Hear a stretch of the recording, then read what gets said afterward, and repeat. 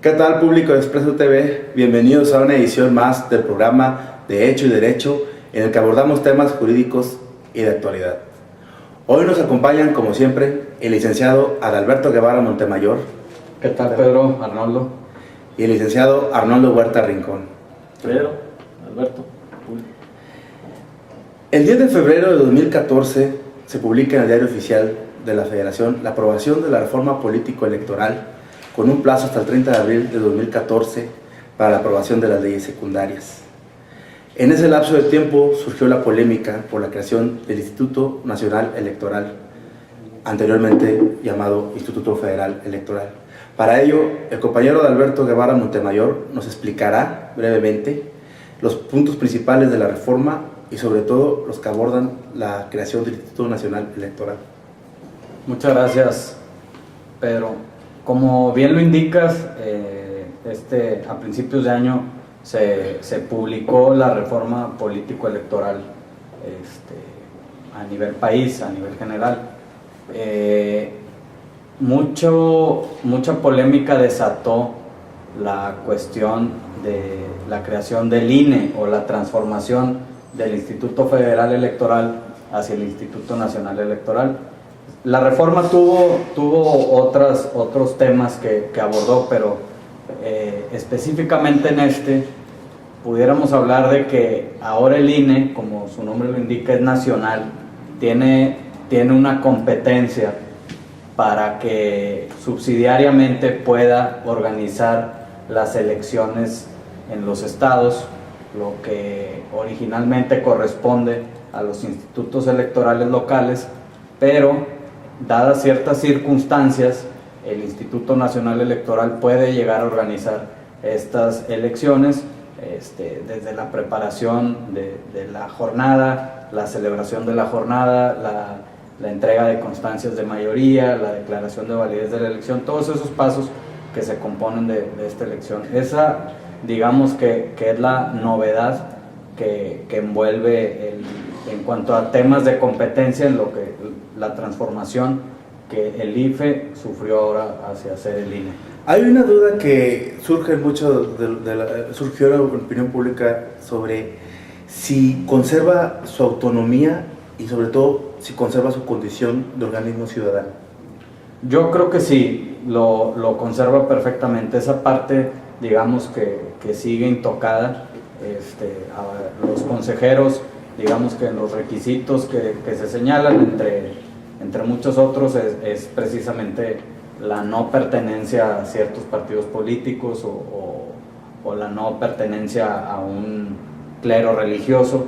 En fin, el carácter ciudadano del nuevo Instituto Nacional Electoral permanece tal cual lo era anteriormente. Muy bien. Arnoldo, ¿qué nos podrías explicar al respecto del futuro de los institutos electorales estatales? ¿Qué pasará? ¿Los absorberá el INE o seguirán con otro nombre? ¿Cuál es el futuro? Pues mira, el Instituto Nacional Electoral, lo que comentaba el licenciado Alberto, pues tuvo una reforma que ahora permite designar a los consejeros que integren los órganos públicos electorales estatales, lo que actualmente en Tamaulipas se llama el YETAM, ¿no? Ahorita ya salió un acuerdo del Consejo General del INE que establece los lineamientos para asignar a estos consejeros nuevos, ¿no?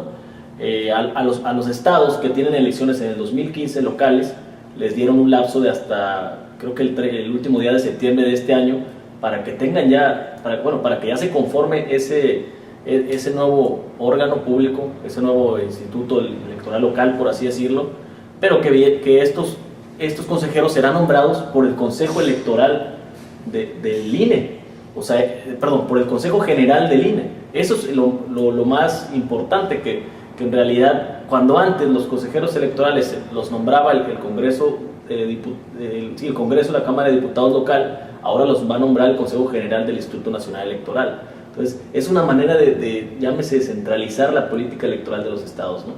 Aquí, ¿qué es algo que es importante?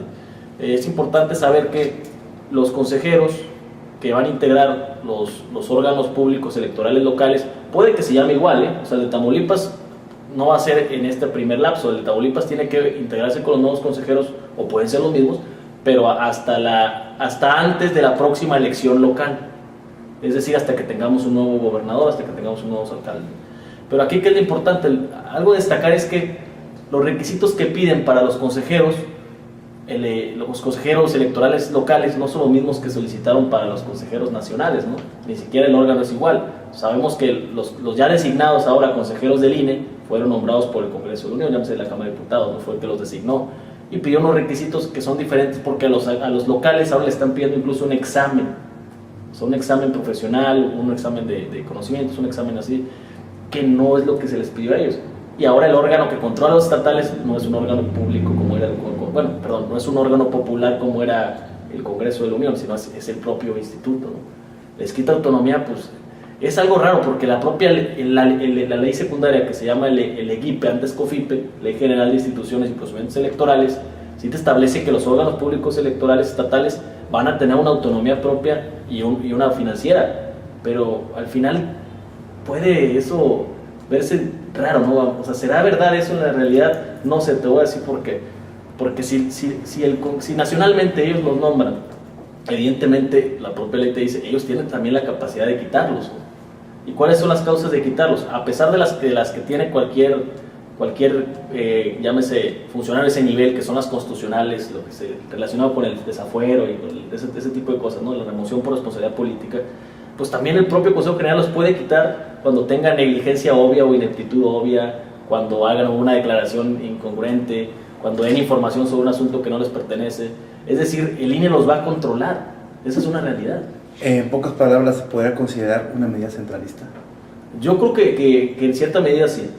En cierta medida sí. Lo que alguna prensa dice, yo no me atrevo a compartir tampoco eso, pero lo que he leído en algunas partes es que pues llámese el órgano grande, empezó a desconfiar de los estados y de los gobiernos que a veces se podrían intentar, a lo mejor, pues la idea esa de que manipulan elecciones, cosas de ese tipo, que no es mucho a veces los casos. La diferencia es que en este caso en específico, el Consejo General del INE, o sea, el propio INE, el propio instituto, los va a quitar o poner bueno, no a discreción porque va a haber requisitos, pero al final ellos van a decidir, ¿no? Entonces, en realidad es una autonomía, aunque la ley lo diga, pues, o sea, de eso ya hay que tratar de verlo sobre la marcha. Exactamente. Adalberto, ¿cuáles son tus conclusiones sobre el tema? Fíjate que Arnoldo tocaba un tema y una preocupación sobre las posibles injerencias que hubiera en estos órganos, incluso yo añadiría la partidización de la que muchas veces los líderes de opinión, la crítica que hacen los líderes de opinión a los institutos e incluso se hizo al propio IFE. Pero pues la verdad en un régimen democrático como en el que tenemos es imposible pensar que los partidos políticos no van a estar involucrados, y por involucrado no lo quiero decir en un sentido negativo. La verdad que las cámaras se componen de diputados, cada uno con su diferente origen político. Las decisiones que toman pues van en base a cierta ideología, a cierto pensamiento.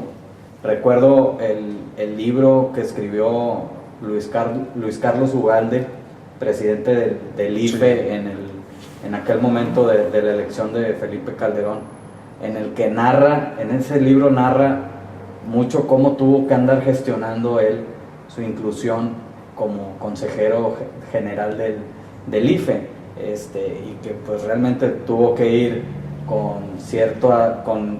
en aquel entonces Elvester Gordillo, diputada federal, tuvo que ver al entonces líder parlamentario de otro partido. Entonces pues yo creo que eso abona un poco a la discusión y a la validación correcta de los perfiles que puede haber para ocupar estos cargos, y que realmente no van a perder mucho en cuanto a su carácter ciudadano, propiamente porque haya una centralización del nombramiento.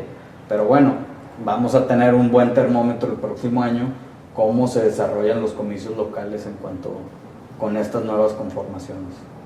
Muy bien.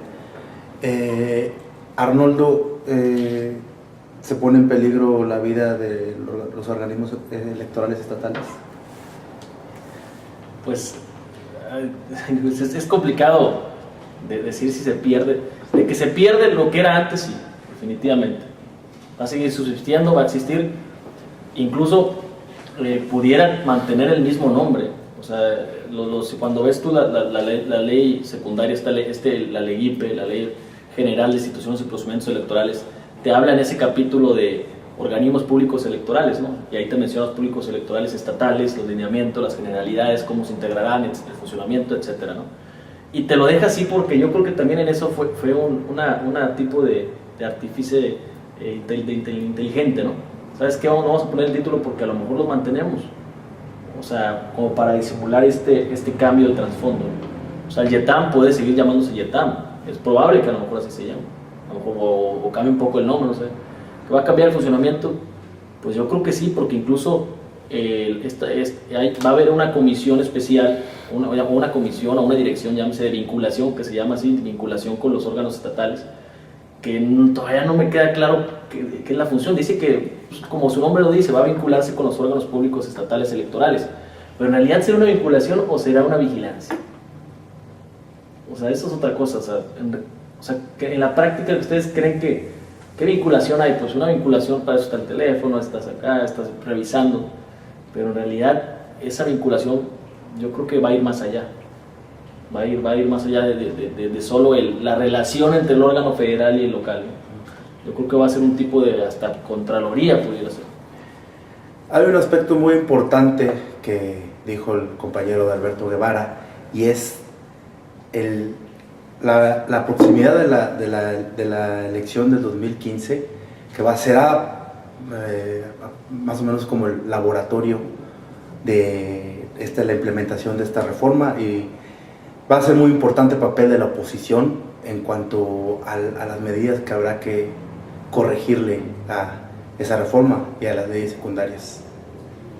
¿Algún comentario final?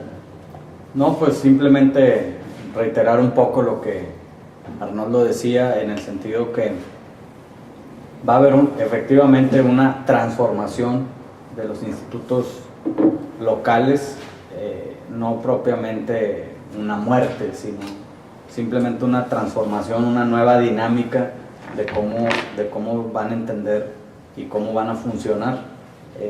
Y yo creo que esto abonaría positivamente si se mantiene cierta independencia y los requisitos para los cuales intervenga el INE no son interpretados de manera amplia para que el INE pueda meterse cada vez que se le antoje, ¿no? Sí.